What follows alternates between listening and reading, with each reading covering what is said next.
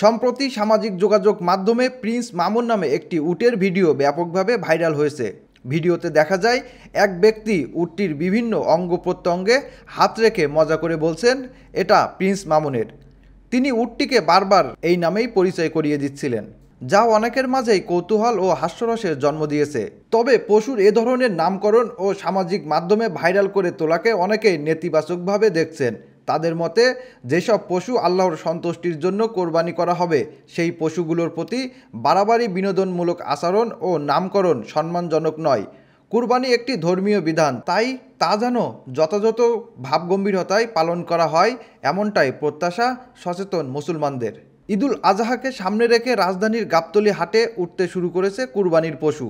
গরু ও ছাগলের পাশাপাশি এবারও দেখা মিলেছে মরুভূমির জাহাজ খ্যাত উটের। ধনী ক্রেতাদের মাঝে বরাবরের মতোই উটের প্রতি রয়েছে বাড়তি আগ্রহ। কেউ কেউ কোরবানি দেওয়ার জন্য দেখতে আসছেন, আবার অনেকে শুধু ছবি তোলার জন্য ঘুরে যাচ্ছেন উটের আশপাশে।